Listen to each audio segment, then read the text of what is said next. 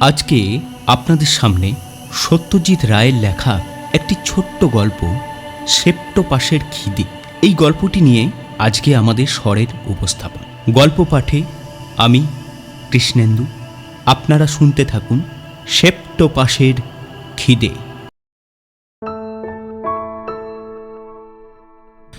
কড়া নাড়ার আওয়াজ পেয়ে আপনা থেকেই মুখ থেকে একটা বিরক্তিসূচক শব্দ বেরিয়ে পড়ল। বিকেল থেকে এই নিয়ে 4 বার হলো। মানুষে কাজ করে কি করে? কার্তিকটাও সেই যে বাজারে গেছে আর ফেরার নামটি নেই। লেখাটা বন্ধ করে নিজেকেই উঠে যেতে হলো। দরজা খুলে আমি তো অবাক। আরে এই যে কান্তিবাবু! বললাম, কি আশ্চর্য, আসুন আসুন।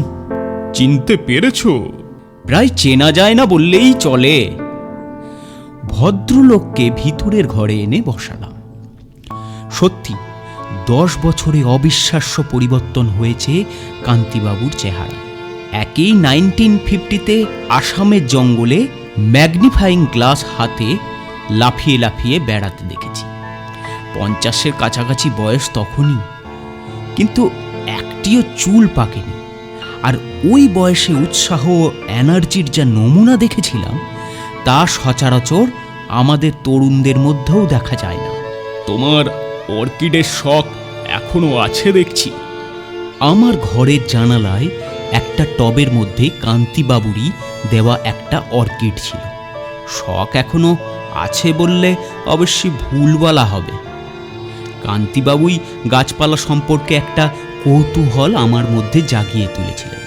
তারপর উনি দেশ ছাড়া হবার পর থেকেই ক্রমে সে শখটা আপনা থেকেই উবে গেছে, যেমন অন্য শখগুলোও গেছে।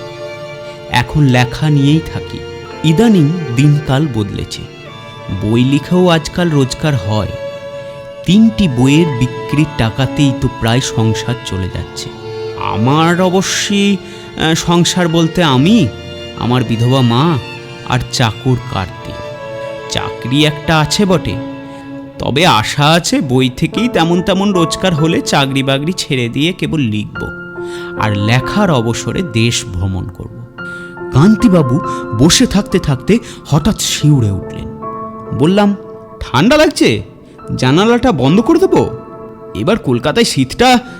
আরে না না, ওরকম আজকাল মাঝে মাঝে হয়। বয়স হয়েছে তো, তাই নার্ভগুলো ঠিক। অনেক প্রশ্ন মাথায় আসছিল। কার্তিক ফিরেছে, ওকে চা আনতে বললাম। কান্তি বললেন, বেশিক্ষণ বসবো না। তোমার উপন্যাস হাতে এসেছিল এক খাম্য। তোমার প্রকাশকের কাছ থেকেই ঠিকানা সংগ্রহ করে এখানে এলুম। এসেছি একটা বিশেষ দরকারে। বলুন না। তবে তার আগে কবে দেশে ফিরলেন, কোথায় ছিলেন, কোথায় আছেন, এসবগুলো জানতে খুব ইচ্ছে করছে। ফিরেছি 2 বছর। ছিলুম আমেরিকায়, আছি বারাসাতে। বারাসাত? একটি বাড়ি কিনেছি।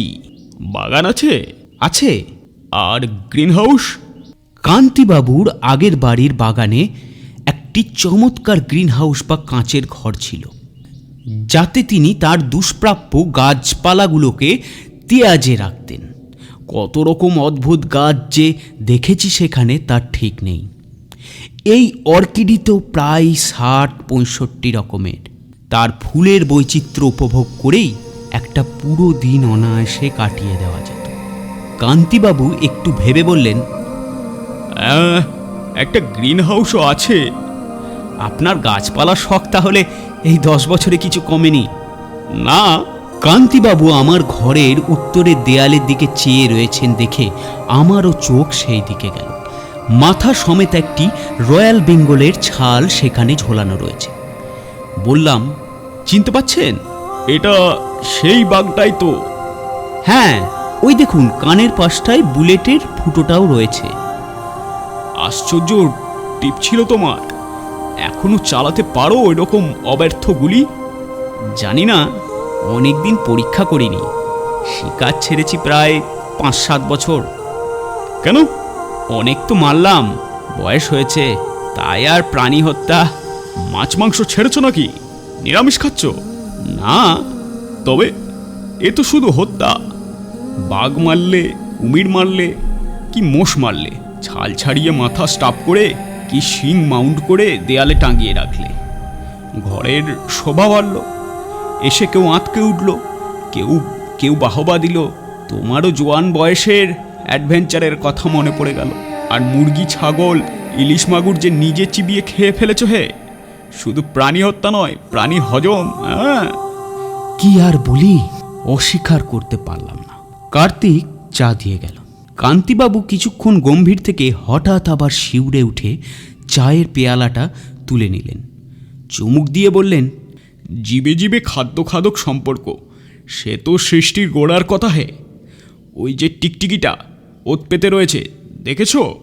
দেখলাম কিং কোম্পানির ক্যালেন্ডারটা ঠিক উপরে একটা টিকটিকি, তার থেকে ইঞ্চিখানিক দূরে একটা উচ্চিংড়ের দিকে নিষ্ফলক দৃষ্টিতে চেয়ে রয়েছে।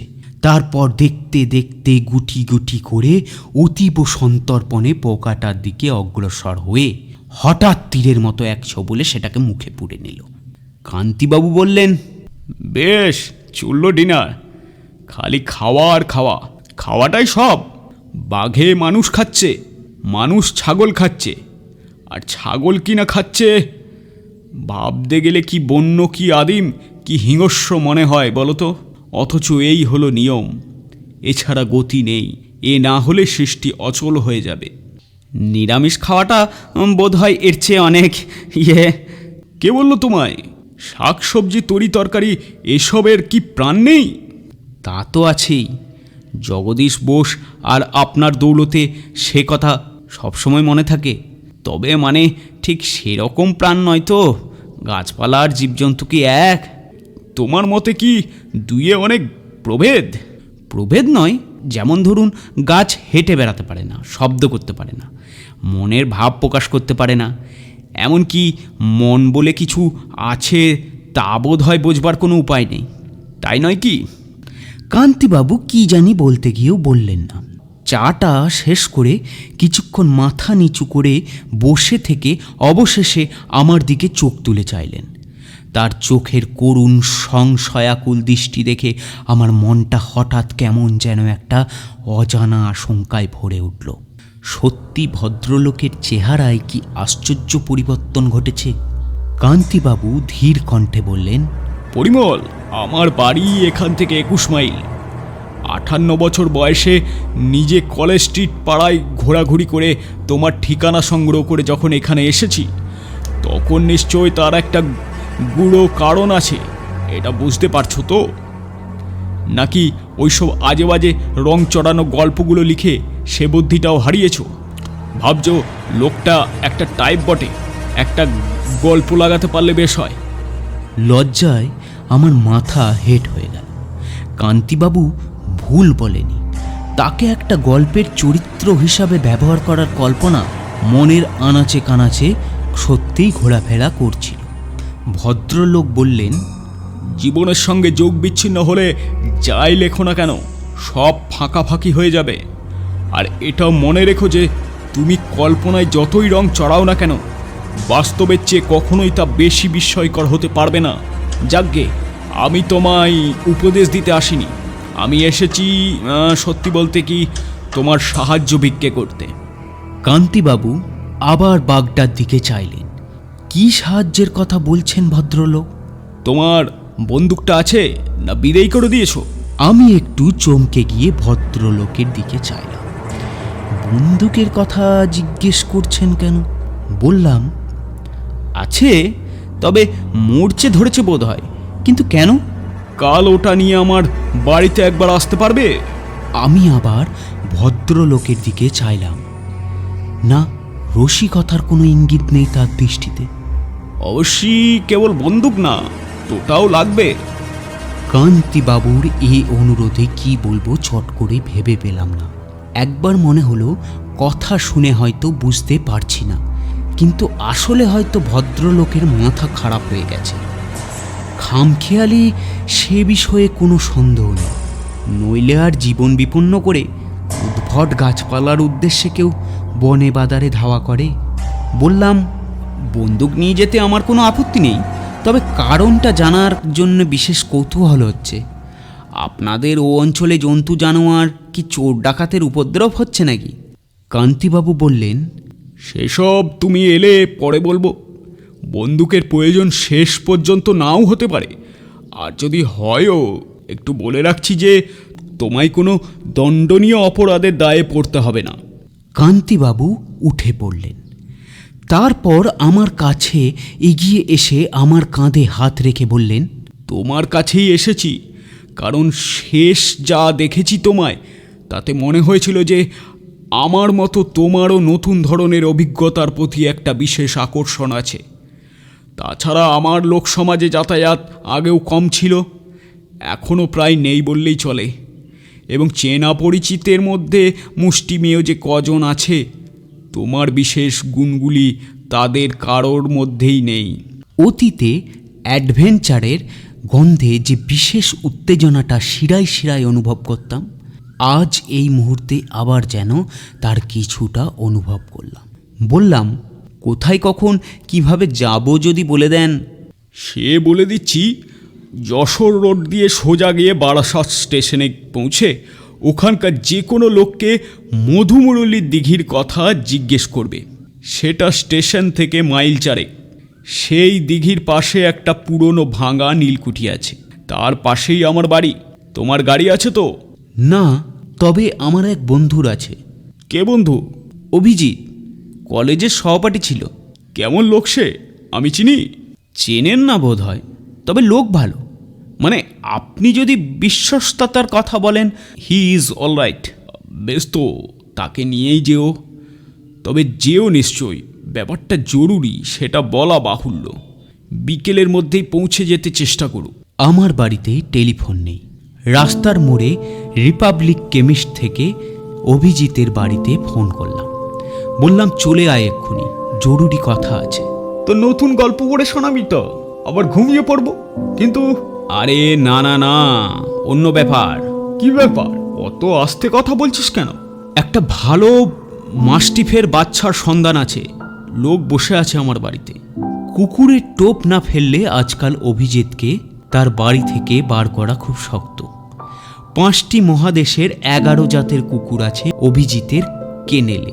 তার মধ্যে 3টি প্রাইজ প্রাপ্ত। 5 বছর আগেও এরকম ছিল না।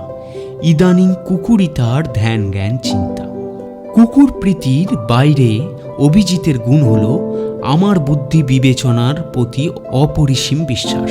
আমার প্রথম উপন্যাসের পাণ্ডুলিপি প্রকাশকদের মনঃপুত না হয় শেষটাই অভিজিতের অর্থনুকূল্যেই ছাপা হল।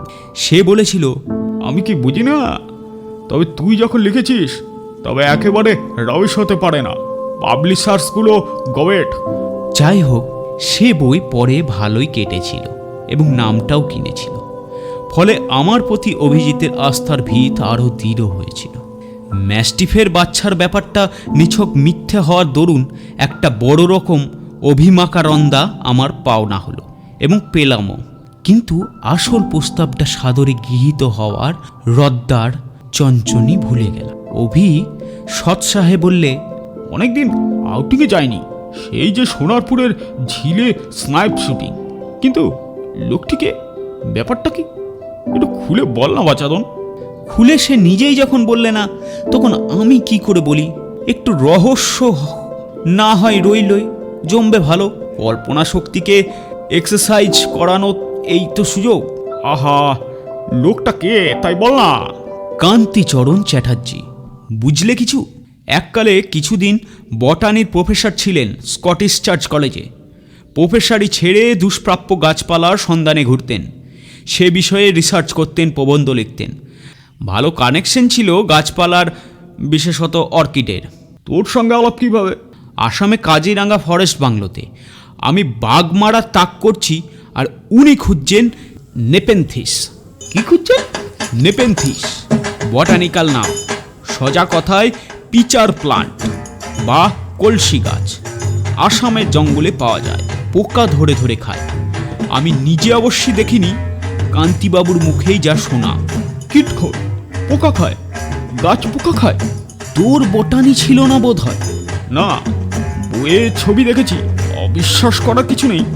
তারপর তারপর আর কি, ভদ্রলোক সে গাছ পেয়েছিলেন কিনা জানি না, কারণ শিকার শেষ করে আমি চলে আসি, উনি থেকে যান। আমার তো ভয় ছিল কোনো জন্তু জানোয়ার কি সাপ খোপের হাতে ওর প্রাণ যাবে বলে। গাছের নেশায় দিক বিদিক জ্ঞান শূন্য হয়ে পড়তেন। তবে কলকাতায় ফিরে এসে একেবারে বেশি দেখা হয়নি। তবে ওর কথা মনে হতো প্রায়, কারণ সাময়িকভাবে অর্কিডের নেশা আমাকেও ধরেছিল। বলেছিলেন আমেরিকা থেকে কিছু ভালো অর্কিড আমায় এনে দেবেন। আমেরিকা? ভদ্রলোক আমেরিকা গেছেন নাকি? বিলিতি কোনো এক বটানির জার্নালে উদ্ভিদ সম্বন্ধে একটা লেখা বেরোনোর পর ওর বেশ খ্যাতি হয় ও দেশে।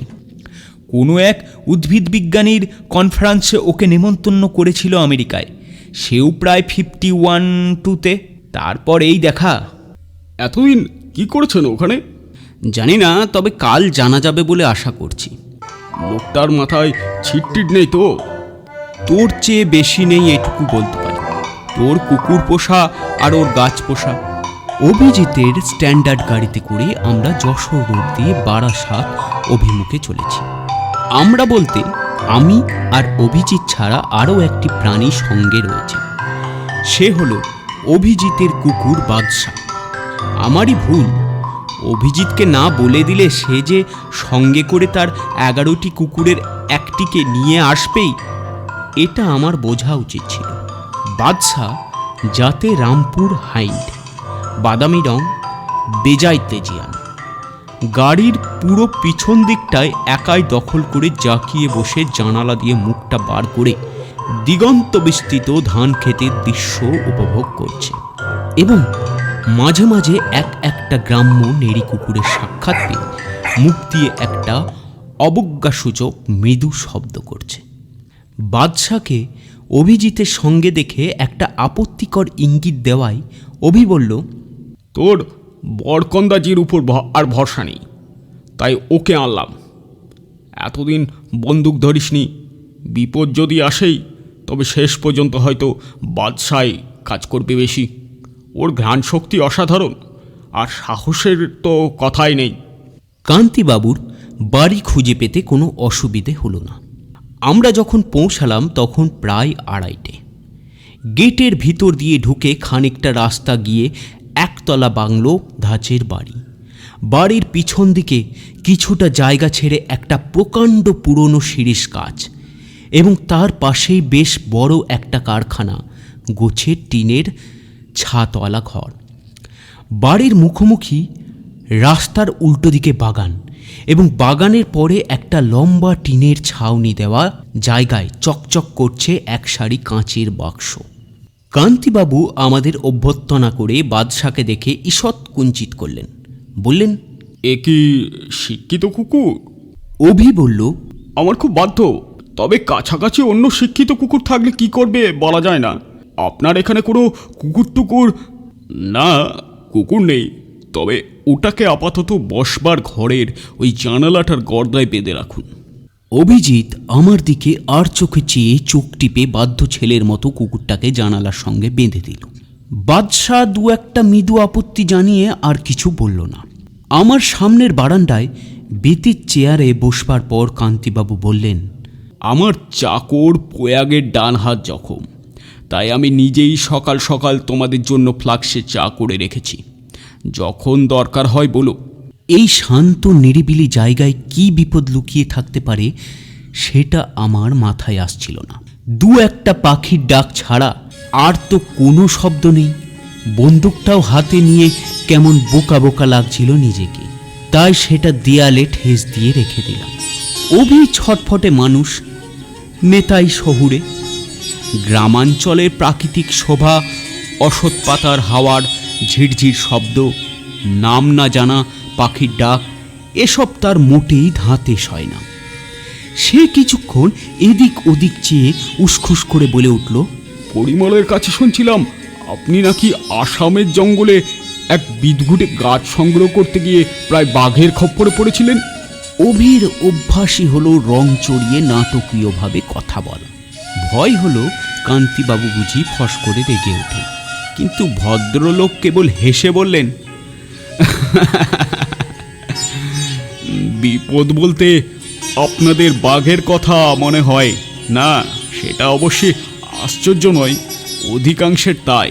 তবে না, বাঘের কবলে পড়িনি, জোকের হাতে কিছুটা নাকাল হতে হয়েছিল বটে, তাও তেমন কিছু নয়। সে গাছ পেয়েছিলেন?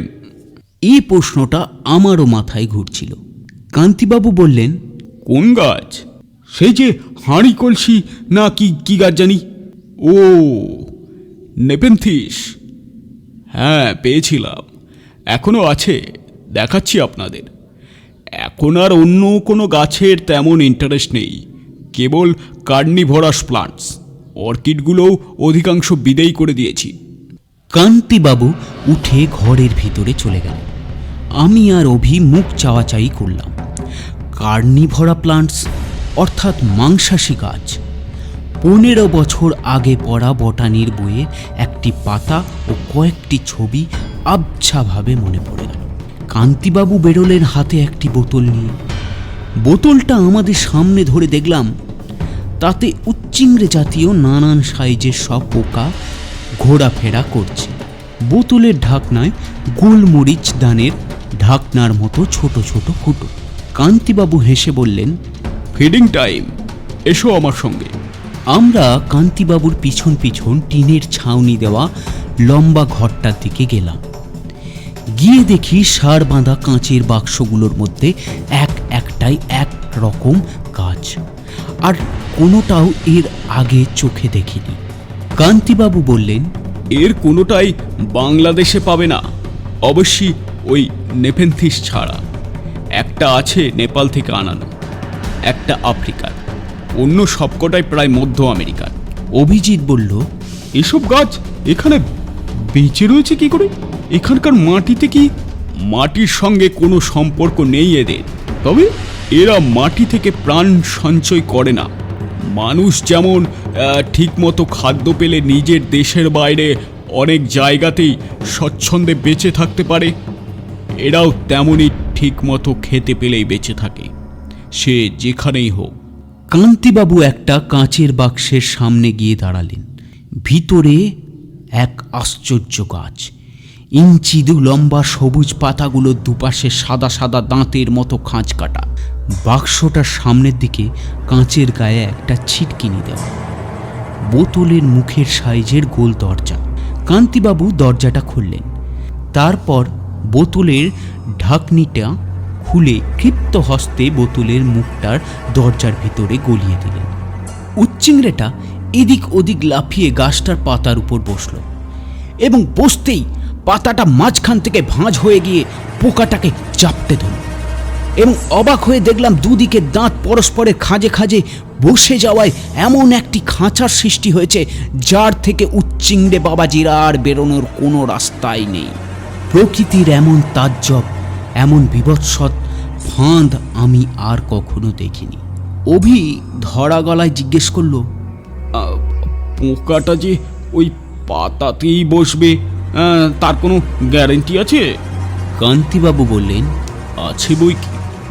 গাছগুলো থেকে এমন একটা গন্ধ বেরোয় যেটা পোকা অ্যাট্রাক্ট করে। এটা হলো ভেনাস ফ্লাই ট্রাপ, মধ্য আমেরিকা থেকে আনা। বটানির বইয়েতে এর কথা পাবে। আমি অবাক বিস্ময়ে উচ্চিংড়ের দশা দেখছিলাম। প্রথমে কিছুক্ষণ ছটফট করছিল, এখন দেখলাম একেবারে নির্জীব। আর দেখলাম যে পাতার চাপ ক্রমশ বাড়ছে। টিকটিকির চেয়ে এ গাছ কম হিংস্র কিসে? অভি কণ্ঠ হাসি হেসে বলল, এমন গাছ একটা বাড়িতে থাকলে তো পোকামাকড়ের উৎপাত থেকে অনেকটা রেহাই পাওয়া যেত। আরশোলার জন্য আর ডিডিটি পাউডার ছড়াতে হতো না। কান্তিবাবু বললেন, এ গাছ আরশোলা হজম করতে পারবে না, তাছাড়া এর পাতার আয়তনও ছোট। আরশোলার জন্য অন্য গাছ, এই যে এদিকে। পাশের বাক্সের সামনে গিয়ে দেখি লিলির মতো বড় বড় লম্বা পাতাওয়ালা একটা গাছ। প্রত্যেকটা পাতার ডগা থেকে একটি করে ঢাকনা সমেত থলির মতো জিনিস ঝুলছে। এটার ছবি মনে ছিল, তাই আর চিনিয়ে দিতে হলো না। কান্তিবাবু বললেন, এই হলো নেপেনথিস বা পিচার প্লান্ট। এ খায় অনেক বেশি। প্রথম যখন গাছটি পায় তখন ওর থলির মধ্যে একটা ছোট্ট ছোট্ট পাখিকে ছিবড়ে অবস্থায় পেয়েছিলাম। বাপরে বাপ! অভির তাচ্ছিল্যর ভাব ক্রমশই অন্তর্হিত হচ্ছিল। এখন ওটা কি খায়? আরশোলা, প্রজাপতি, শুয়োপোকা এসব আর কি। মাঝে আমার কলে একটা ইঁদুর ধরা পড়েছিল, সেটাও খাইয়ে দেখেছিলাম, আপত্তি করেনি। তবে গুরুপাকের ফলে এসব গাছ অনেক সময় মরে যায়।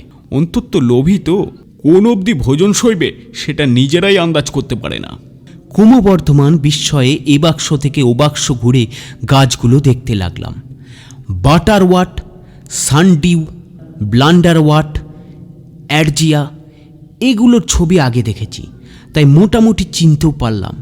কিন্তু অন্যগুলো একেবারে নতুন, একেবারে তাজ্জব, একেবারে অবিশ্বাস্য। প্রায় 20 রকমের মাংসাশী গাছ কান্তিবাবু সংগ্রহ করেছেন। তার কোনোটা পৃথিবীর অন্য কোনো কালেকশনেই নাই নাকি। এর মধ্যে সবচেয়ে সুন্দর গাছ যেটি, সানভিউ, তার ছোট্ট পাতাগুলো চারপাশে সরু লম্বা লম্বা রোঁয়ার ডগায় জলবিন্দু চকচক করছে।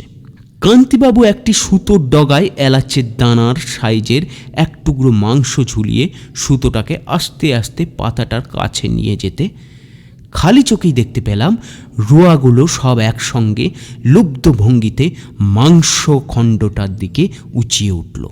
হাতটা সরিয়ে নিয়ে কান্তিবাবু বললেন, মাংসটা পেলে পাতাটা ফ্লাই ট্র্যাপের মতোই ওটাকে জাপটে ধরে নিত, তারপর পুষ্টিকর যা কিছু শুষে নিয়ে অকেজো ছিবড়েটাকে ফেলে দিত। তোমার আমার খাওয়ার সঙ্গে কোনো তফাৎ নেই, কি বলো? আমরা শেড থেকে বেরিয়ে বাগানে এলাম। শিরীষ গাছের ছায়াটা লম্বা হয়ে বাগানের উপর পড়ছে। ঘড়িতে দেখলাম 4টে বাজছে। কান্তিবাবু বললেন, এর অধিকাংশ গাছের কথাই তোমার বটানির বইয়েতে পাবে, তবে যেটি সবচেয়ে আশ্চর্য সংগ্রহ সেটির কথা আমি না লিখলে কোনো বইয়ে থাকবে না। সেটির জন্যই আজ তোমাদের এখানে আসতে বলা। চলো পরিমল, চলুন অভিজিৎবাবু। কান্তিবাবুর পিছন পিছন এবার আমরা বড় কারখানা ঘরটার দিকে এগোলাম। টিনের দরজাটা তালা দিয়ে বন্ধ, দুদিকে দুটো জানালা রয়েছে। তারই একটা হাত দিয়ে ঠেলে খুলে নিজে উকি মেরে আমাদের বললেন, দেখো। অভি আর আমি জানালায় মুখ লাগালাম। ঘরের পশ্চিম দিকের দেয়ালের উপর দিকে দুটো কাঁচের জানালা, যা স্পটলাইট দিয়ে রোদ আসায় ভিতরটা কিছু আলো হয়েছে। ঘরের মধ্যে যে জিনিসটা রয়েছে, হঠাৎ দেখলে সেটাকে গাছ বলে মনে হওয়ার কথা নয়, বরং একাধিক সুর বিশিষ্ট কোনো আজব জানোয়ার বলে মনে হতো। ভালো করে লক্ষ্য করে দেখলাম সুঁড়ি একটা আছে, সেটা 5-6 হাত উঠে একটা মাথায় শেষ হয়েছে, এবং সেই মাথার হাতখানেক নিচের মাথাটা গোল করে ঘিরে কতকগুলো সুরের উৎপত্তি হয়েছে। গুনে দেখি 7টা সুর। গাছের গা পাংশুটে মসৃণ এবং সর্বাঙ্গে ব্রাউন চাকা চাকা দাগ। সুরগুলো আপাতত মাটিতে নুয়ে পড়ে আছে, কেমন যেন নির্জীব ভাব, কিন্তু তাও গাছটা ছমছম করে উঠল। অন্ধকারে চোখটা অভ্যস্ত হলেও আরও একটা জিনিস লক্ষ্য করলাম। ঘরের মেঝেতে গাছের চারিদিকে পাখির পালক ছড়িয়ে আছে। কতক্ষণ চুপ করেছিলাম জানি না। কান্তিবাবুর গলার স্বরে আবার যেন সদ্বিদ ফিরে পেলাম। গাছটা এখন ঘুমোচ্ছে, উঠবার সময় হলো বলে। অভি অবিশ্বাস্যের সুরে বলল, ওটা কি সত্যি গাছ? কান্তিবাবু বললেন, মাটি থেকে গজাচ্ছে যখন, তখন গাছ ছাড়া আর কি বলবেন বলুন? হাবভাব অবশ্যই গাছের মতো নয়, অভিধানে এর উপযুক্ত কোনো নাম নেই। আপনি কি বলেন? সেপ্টোপাস, অথবা বাংলার সপ্তপাস। পাশ অর্থাৎ বন্ধন, যেমন নাগপাশ। আমরা বাড়ির দিকে হাঁটতে আরম্ভ করলাম। বললাম, এই গাছ পেলেন কোথায়? মধ্য আমেরিকার নিকারাগুয়া হ্রদের কাছেই গভীর জঙ্গল আছে, তার ভিতরে। অনেক খুঁজতে হয়েছে বলুন। ওই অঞ্চলেই যে আছে সেটা জানা ছিল। তোমরা বোধহয় প্রফেসর ডানস্টানের কথা শোনোনি। উদ্ভিদ বিজ্ঞানী ও পর্যটক ছিলেন। মধ্য আমেরিকার গাছপালার সন্ধান করতে গিয়ে প্রাণ হারান। ঠিক কিভাবে তার মৃত্যু হয় কেউ জানতে পারেনি। মৃতদেহ সম্পূর্ণ নিখোঁজ হয়ে যায়। তার তৎকালীন ডায়েরির শেষের দিকে এ গাছটার উল্লেখ পাওয়া যায়। আমি তাই প্রথম সুযোগেই নিকারাগুয়ার দিকে চলে যাই। গুয়াটেমালা থেকেই স্থানীয় লোকের কাছে এ গাছের বর্ণনা শুনতে থাকি। তারা বলে শয়তান গাছ। শেষটায় অবশ্যই এ গাছ একাধিক চোখে পড়ে। বাঁদর আরমাডিলো অনেক কিছু খেতে দেখেছি এ গাছকে। অনেক খোঁজার পর একটা অল্প বয়স্ক ছোটোখাটো চারা গাছ পেয়ে সেটাকে তুলে আনি। 2 বছরে গাছের কি সাইজ হয়েছে দেখতেই পাচ্ছ। এখন কি খায় গাছটা? যা দিই তাই খায়। বলে ইঁদুর ধরে খেতে দিয়েছি। তারপর প্রয়াগে বলে দিয়েছিলাম বেড়াল কুকুর চাপা পড়লে ধরে আনতে, তাও দিয়েছি। তারপর তুমি আমি যা খাই তাও দিয়েছি, অর্থাৎ মুরগি ছাগল। ইদানিং খিদেটা খুব বেড়েছে, খাবার জুগিয়ে উঠতে পারছি না। বিকেলের দিকে ঘুম ভাঙার পর ভয়ানক ছটফট করে। কাল তো একটা কাণ্ডই হয়ে গেল। প্রয়াগ গিয়েছিল একটা মুরগি দিতে। হাতিকে যেভাবে খাওয়ায় সেভাবেই খাওয়াতে হয়। প্রথমে গাছটার মাথায় একটা ঢাকনা খুলে যায়, তারপর সুর দিয়ে খাবারটা হাত থেকে নিয়ে মাথার গর্তের মধ্যে পুড়ে দেয়। একটা যেন কোনো খাবার পেটে পুড়লে কিছুক্ষণের জন্য নিশ্চিন্ত থাকা যায়। তারপর আবার সুরগুলো দোলাতে আরম্ভ করলে বোঝা যায় যে আরও খেতে চাইছে। এতদিন 2টো মুরগি অথবা একটি কচি পাঁঠা একদিনে খাওয়া হয়ে যেত। কাল থেকে তার ব্যতিক্রম হচ্ছে। কাল দ্বিতীয় মুরগিটা দিয়ে প্রয়াগ দরজা বন্ধ করে চলে এসেছিল। অস্থির অবস্থায় সুরগুলো আছড়ালে একটা শব্দ হয়। দ্বিতীয় মুরগির পরেও হঠাৎ সে আওয়াজ পেয়ে প্রয়াগ গিয়েছিল অনুসন্ধান করতে। আমি তখন ঘরে বসে ডায়েরি লিখছি। হঠাৎ একটা চিৎকার শুনে দৌড়ে গিয়ে দেখি সেপ্টোপাসের একটি সুর প্রয়াগের ডান হাতটা আঁকড়ে ধরেছে। প্রয়াগ প্রাণপণে সেটাকে টেনে ছাড়াবার চেষ্টা করছে, কিন্তু সেই সঙ্গে সেপ্টোপাসের আরেকটি সুর লক লক করে প্রয়াগের দিকে এগোচ্ছে। আমি দৌড়ে গিয়ে আমার লাঠি দিয়ে সুরটার এক প্রচণ্ড আঘাত করে 2 হাত দিয়ে প্রয়াগকে টেনে কোনো মতে তাকে উদ্ধার করি। তবে চিন্তার কারণ হচ্ছে এই যে প্রয়াগের হাতের খানিকটা মাংস সেপ্টোপাস খাবলে নিয়েছে এবং সেটাই সে পেটের মধ্যে পুড়েছে। এ আমার নিজের চোখে দেখা। আমরা হাঁটতে হাঁটতে বারান্দায় পৌঁছে গিয়েছিলাম। কান্তিবাবু একটা চেয়ারে বসে পড়লেন।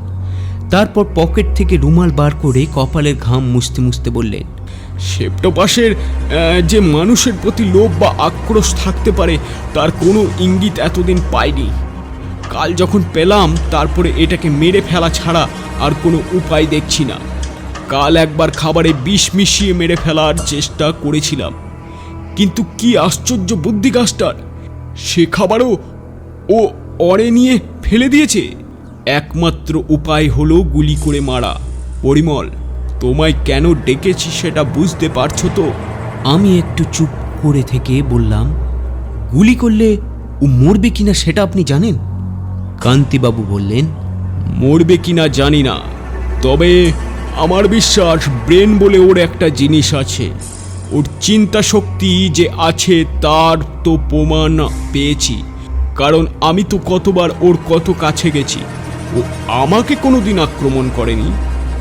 আমাকে চেনে যেমন কুকুর তার মনিবকে চেনে। প্রয়াগের উপর আক্রোশের কারণ হচ্ছে যে প্রয়াগ কয়েকবার ওর সঙ্গে ঠাট্টা তামাশা করার চেষ্টা করেছে। খাবারের লোভ দেখিয়ে দেয়নি, কিংবা সুরের ডগার কাছে নিয়ে গিয়ে আবার পিছিয়ে নিয়েছে। মস্তিষ্ক ওর আছেই, এবং আমার বিশ্বাস সেটা যেখানে থাকার কথা সেখানেই আছে, অর্থাৎ ওর মাথায়। যেখানে ঘিরে সুরগুলো বেরিয়েছে সেখানেই তোমায় তাক করে গুলি করে ওর মাথায় মারতে হবে। অভি ফস করে বলল, সে আর এমন কি, সে তো 1 মিনিটের মধ্যেই পরীক্ষা করে দেখা যায়। পরিমল, তো বন্দুকটা। কান্তিবাবু হাত তুলে অভিকে থামিয়ে দিলেন। বললেন, শিকার যদি ঘুমিয়ে থাকে তখন কি তাকে মারা চলে? পরিমলের হান্টিং কোড কি বলে? আমি বললাম, ঘুমন্ত শিকারকে গুলি করা একেবারেই নীতিবিরুদ্ধ। বিশেষত শিকার যেখানে চলে ফিরে বেড়াতে পারে না সেখানে তো এ প্রশ্ন উঠতেই পারে না। কান্তিবাবু ফ্লাক্সে এনে চা পরিবেশন করলেন। চা পান শেষ হতে না হতেই মিনিট 15 মধ্যেই সেপ্টোপাসের ঘুম ভাঙল। বাদশাহ পাশের ঘরে কিছুক্ষণ থেকেই উসখুস করছিল।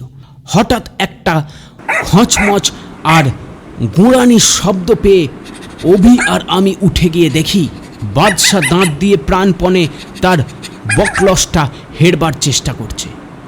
অভি ধমক দিয়ে বাদশাকে নিরস্ত করতে গেছে।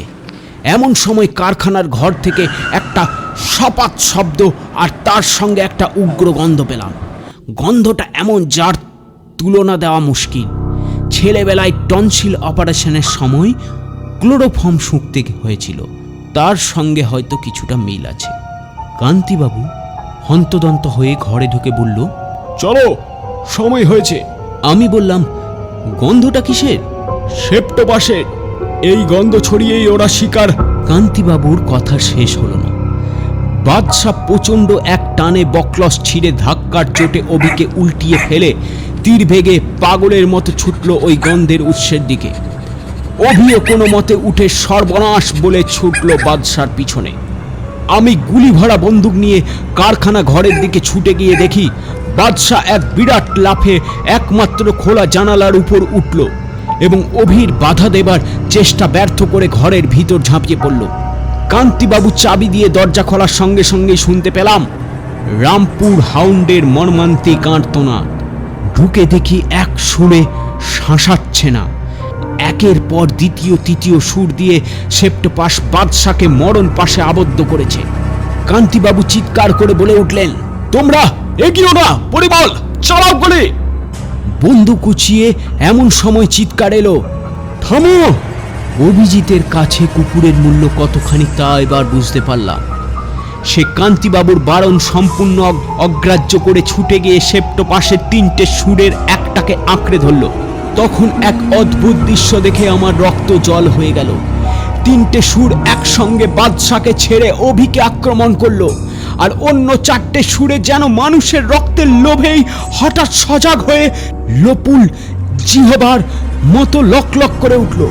কান্তিবাবু আবার বললেন, চালাও গুলি, চালাও, ওই যে মাথা। সেপ্টোপাসের মাথায় দেখলাম একটা ঢাকনা আস্তে আস্তে খুলে যাচ্ছে। ঢাকনির নিচে গহ্বর, আর অভিসমের সুরগুলো শূন্যে উঠে সেই গহ্বরের দিকে চলেছে। অভির মুখ রক্তহীন ফ্যাকাশে, তার চোখ যেন ঠিকরে বেরিয়ে আসছে।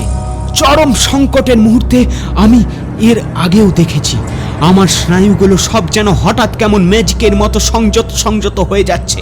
আমি নিষ্কম্প হাতে বন্দুক নিয়ে সেপ্টোপাসের মাথার 2টি চক্রের মধ্যিখানে অব্যর্থ নিশানায় গুলি ছুড়লাম। ছোড়ার পর মুহূর্তেই মনে আছে ফিনকি দিয়ে গাছের মাথা থেকে রক্তের ফোয়ারা, আর মনে হচ্ছে সুরগুলো অভিকে মুক্তি দিয়ে মাটিতে নেতিয়ে পড়েছে। আর সেই সঙ্গে আগের সেই গন্ধটাও হঠাৎ তীব্রভাবে বেড়ে উঠে আমার চেতনাকে আচ্ছন্ন অবশ করেছে। আগের ঘটনার পর 4 মাস কেটে গেছে। এতদিনে আবার আমার অসমাপ্ত উপন্যাসটা নিয়ে পড়েছি। বাদশাকে বাঁচানো সম্ভব হয়নি, তবে অভি ইতিমধ্যে একটা মাস্টিফ ও একটা তিব্বতী কুকুরের বাচ্চা সংগ্রহ করেছে, আরেকটি রামপুর হাউন্ডের সন্ধান করেছে। অভির পাঁজরের 2খানা হাড় ভেঙেছিল। 2 মাস প্লাস্টারে থাকার পর জোড়া লেগেছে।